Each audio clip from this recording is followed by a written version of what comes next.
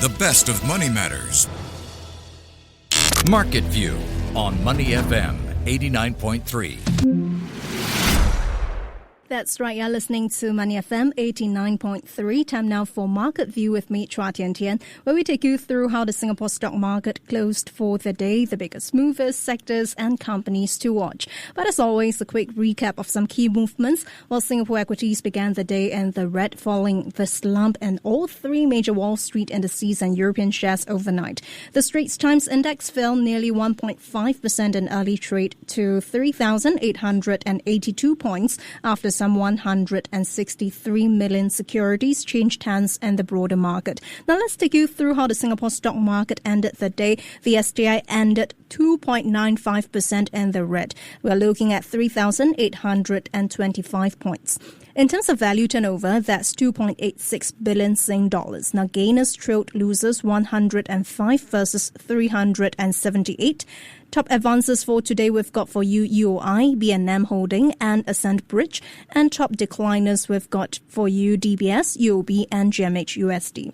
Now in terms of counters to watch, we have Far East Orchard because the developer announced yesterday that it would be acquiring a purpose-built student accommodation or PBSA site in Manchester and the UK for 10.9 million British pounds, around 19.2 million Sing dollars. Now elsewhere, from a heavy sell-off on Wall Street overnight on US President Donald Trump's Liberation Day announcements to movements in share prices of global automakers after Trump's auto tariffs kicked in, we've got more international headlines in focus. And joining me on the line is Benjamin Goh, Head of Research and Investor Education at SIAS. Ben, how are you? I'm good. How are you?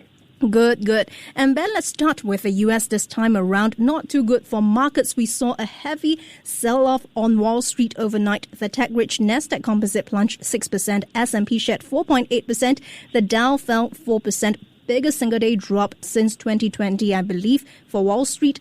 The greenback also tanked against major peers. How would you then read into the situation a day after the Liberation Day announcements? Is the US economy undergoing a major surgery like what Trump had likened the economy to, and what are the odds of a recession? Well, major surgery, absolutely true, but not in a good way. UBS, the global investment bank, downgraded S&P 500 year-end forecast by 10% to 5,800 points. Not only that, the bank also downgraded the recommendation from attractive to neutral. Other banks chipping in. Standard Chartered says the Trump put might still be in play, but they don't really know when or if Trump might actually reverse his tariff policies. So for the cowboys out there among us, please be careful if you are thinking of buying a dip.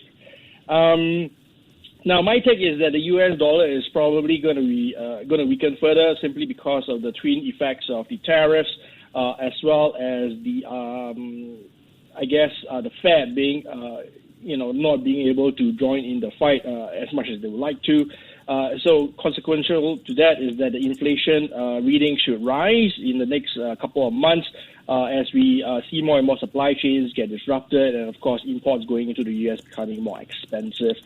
Now, a little bit again on our macroeconomic policy. So this places a lot of pressure on Jerome Powell, chair of the US Fed, because his main tool for kind of like helping things out is really interest rates, right? Yeah. But now you have got two problems here. So you're going to have elevated inflation, again, higher for longer simply because of the tariffs, and you have got lower growth. A brewing economic downturn. Yeah. So if the Fed wants to kind of cushion the economic downturn by reducing interest rates, then of course inflation will go up. And of course, if they want to fight the inflation by increasing interest rates, then of course you're going to have more job losses and lower GDP growth.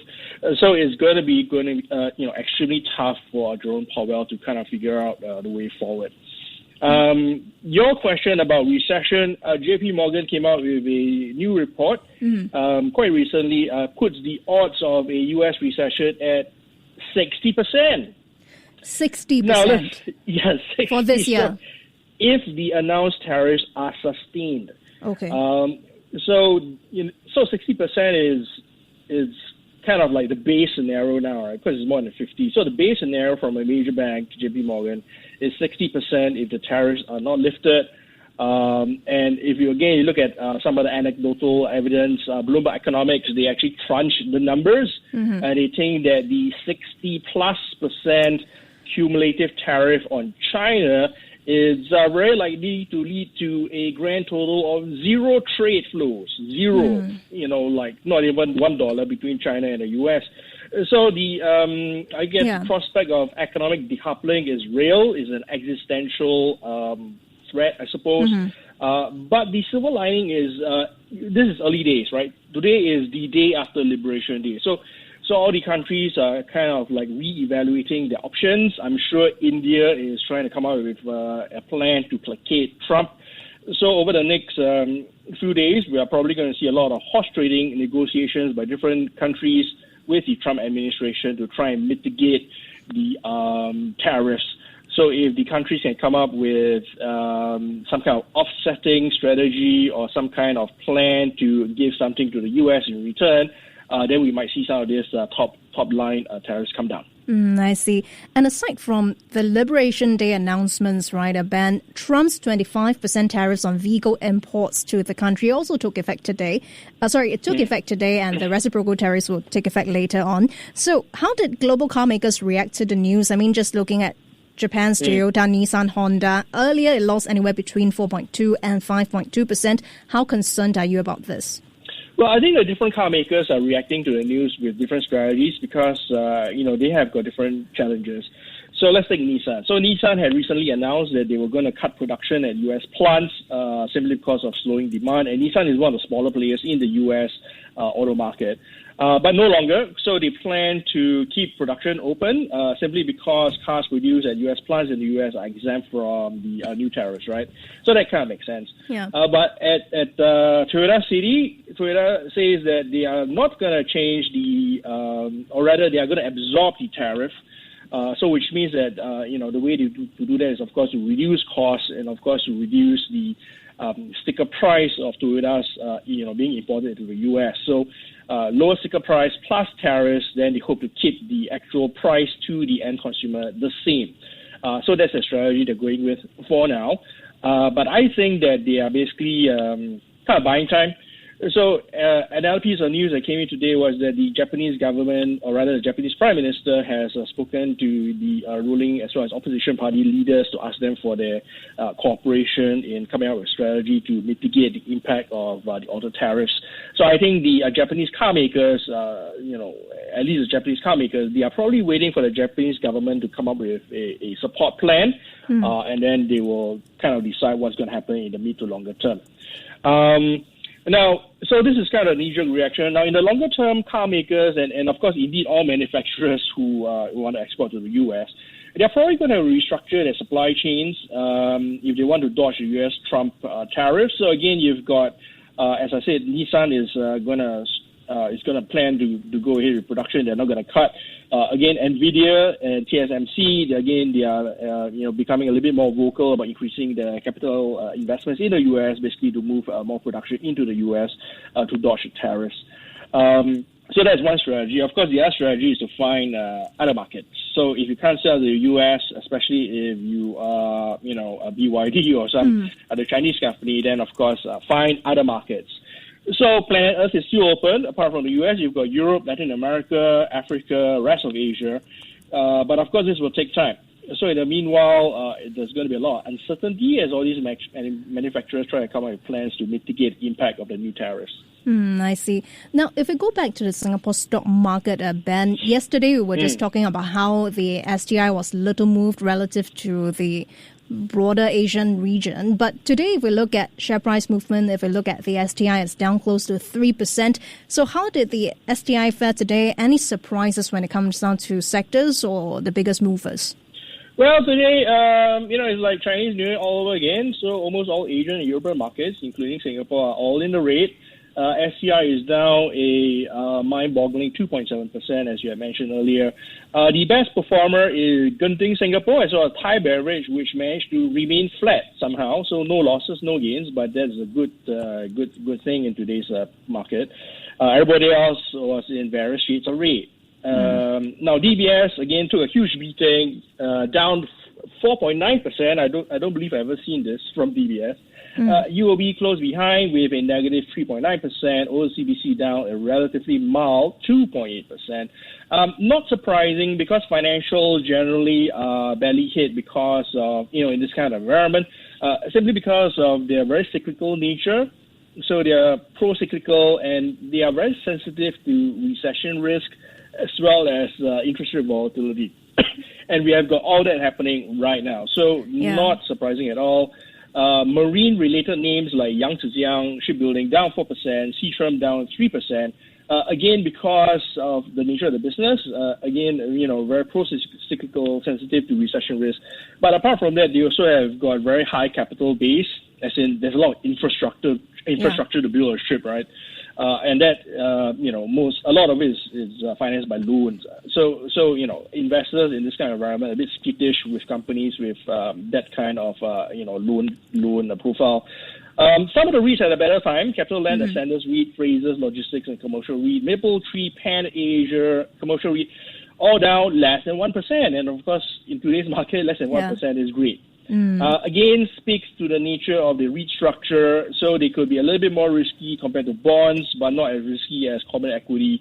So no surprises there as well. Okay. Now, if you're just tuning in, we're in conversation with Benjamin Goh, Head of Research and Investor Education at SIAS. Well, some of the companies to watch on the SGX today is one of them is Far East Orchard, because the developer announced yesterday that it would be acquiring this PBSA site, or purpose-built student accommodation site in Manchester, for 10.9 million British pounds or 19.2 million Sing dollars. How significant is this for the company when we look at its share price movements? Well, I think the acquisition on its own, right, from a business case perspective, it's really, really smart. Because if you think of student accommodations, it's a relatively stable business because these are students. It's a captive market. So long as the apartments are close to the major universities and schools, foreign students will need to get accommodations, and they have to pay, right? So they don't get any kind of subsidies from the government. They are foreigners. They just have to pay cash. Again, if you look at the product, the apartment itself, each unit is relatively small, and you don't need to accommodate families. And students are relatively young, so as long as you have close to a Starbucks, you don't really need a swimming pool. A gym would be nice, and you don't really need to offer a parking space for each and every unit because students are poor, so they don't have a car. All right, so if you look at Far East Orchard, the share price is down 1 cent. Which is not really a good or bad reflection on this piece of news on the company, again, because it's the day after the Liberation Day. But I would say from a business model perspective, business strategy perspective, this is very, very good, and, they should do more of it. And, of course, apart from student accommodations, you can also have accommodations from, for foreign workers, like migrant workers, so on and so forth. But then that's, again, a slightly different business because, usually they come with families. But students is kind of like, very hard to go wrong. Okay, and in the meantime, Ben, let's take a look at BYD's Hong Kong-Singapore Depository receipt on the SGX as well. Bloomberg reported that BYD plans to increase its sales network in South Korea as it pushes for more deliveries outside of China. How would you read into the news, and what is the outlook for BYD when taken together with the implementation of the auto tariffs by Trump? Well, BYD is kind of the it company right now, extremely strong competitor in the global auto market. Its latest battery technology is actually safer than Tesla's, because they are using a slightly different design compared to Tesla's. And of course, it charges very fast. I think under 6 minutes. That was the headline, but let's see how that actually works when the car gets rolled out. The design of the car itself is very contemporary. Interior is great. It's not as Spartan as a Tesla. So product itself, all good. And of course, price is more affordable than a standard Tesla.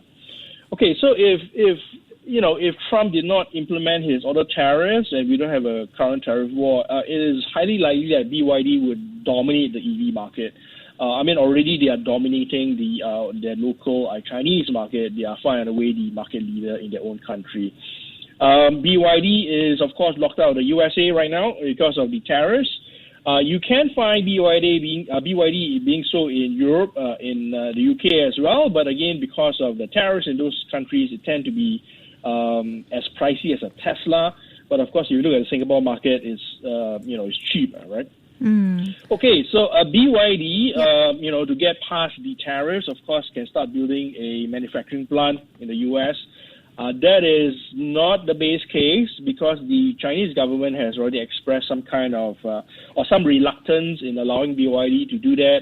And in China, things are different. So the Chinese government actually needs to sign off on any kind of outflows out of China and inflows or investments into other countries. So they don't have Chinese government approval for this.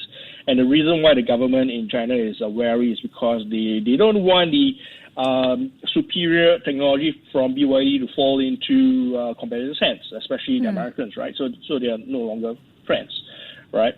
But in other regions, planet Earth is quite big. BYD is. I would expect them to make a lot more inroads. Yep. Okay.